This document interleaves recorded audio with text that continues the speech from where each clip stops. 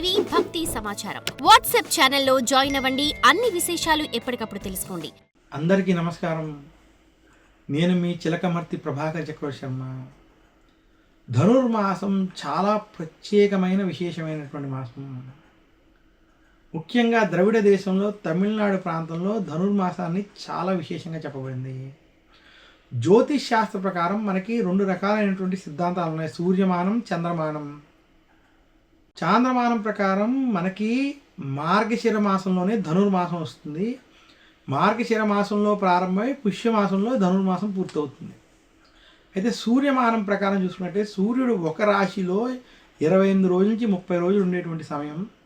అలా సూర్యుడు ఒక రాశి నుండి మరొక రాశికి ప్రతి మాసం మారడం జరుగుతుంది. విశేషంగా ఏప్రిల్ 14లో మేషరాశిలో ఉండేటువంటి సూర్యుడు మనకి ధనుర్మాసంలో, అందులోనూ డిసెంబర్ జనవరి సమయంలో సూర్యుడు ఏదైతే ధనురాశిలోకి ప్రవేశిస్తాడో ఈ మాసాన్ని ధనుర్మాసంగా చెప్పబడింది. అంటే సూర్యుడు ధనురాశిలో ఉండేటువంటి సమయం ధనుర్మాసంగా. అందులోని ఇది ఉత్తరాయణానికి ముందు సమయం. అంటే ఉత్తరాయణం ప్రవేశించేటువంటి మకరంలోకి సూర్యుడు వస్తే మనకు ఉత్తరాయణం, దక్షిణాయనానికి ఆఖరి సమయంగా. అలాగే ఇదే సమయంలో సూర్యుడు మకర రాశిలో కూడా ప్రవేశించినటువంటి ఇది మనకి ఉత్తరాయణంలోకి ప్రవేశించడం అనేటువంటి జరగడం ధనుర్మాసం యొక్క విశిష్టత జ్యోతిష్ శాస్త్రపరంగా ఈ రకంగా చెప్పబడింది. ఇక ధనుర్మాసం యొక్క విశేషం మనకి గోదాదేవి కళ్యాణం వంటి మనం చేస్తాం. అసలు గోదాదేవి ఆమె యొక్క జీవిత చరిత్రని చూసుకున్నట్లయితే పూర్వం ఒక విష్ణు భక్తుడికి ఆయనకి సంతానం లేకపోవడం వలన గోదాదేవి ఆయన ఇంటిలో తులసి మొక్క వద్ద చంటి పిల్లగా లభించినట్టుగా మనకి పురాణాలు తెలియజేశాయి. అలా లభించినటువంటి గోదాదేవిని లక్ష్మీదేవి స్వరూపంగా భావించి, ఇది లక్ష్మీ కటాక్షంగా అమ్మవారిగా భావించి పెంచుకోవడం.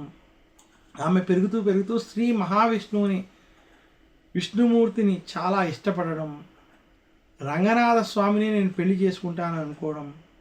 అలా తన యుక్త వయసుకు వచ్చాక ధనుర్మాసంలో ఈ మాసం మొత్తం కూడా శ్రీ మహావిష్ణువుని పూజించి ఆమె గోదాదేవి విశేషంగా ఈ నెల రోజులు ఉపవాసం దీక్షలతో శ్రీ మహావిష్ణువుని విశేషంగా అర్చించి ప్రార్థించడం చేత, అందులోనూ ప్రాతకాల సమయంలో విష్ణువుని పూజించడం చేత, విష్ణుమూర్తి యొక్క అనుగ్రహం చేత ఆమెకి గోదాదేవికి కళ్యాణం జరిగిందని, అందుకనే ఈ మాసంలో గోదా కళ్యాణం వంటివి ఆచరించడం విశేషం.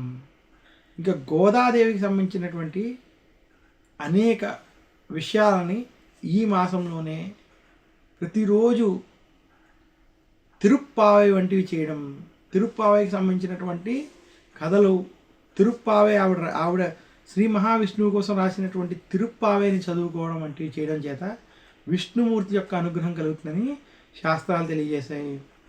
ఇలా ధనుర్మాసంలో శ్రీ మహావిష్ణువుని పూజించినటువంటి వారికి విష్ణుమూర్తి యొక్క అనుగ్రహం కలుగుతుందని తెలియజేస్తూ, ఈ మాసంలో కనుక విష్ణుమూర్తి ఆలయాల్ని దర్శించిన, అక్కడ విష్ణు సహస్రనామం వంటివి పారాయణం చేసిన, విష్ణుమూర్తిని తులసి దళాలతో ఈ మాసంలో కనుక అర్చన వంటివి చేసినటువంటి వారికి మరింత శుభ ఫలితాలు కలుగుతాయని తెలియజేస్తున్నాను.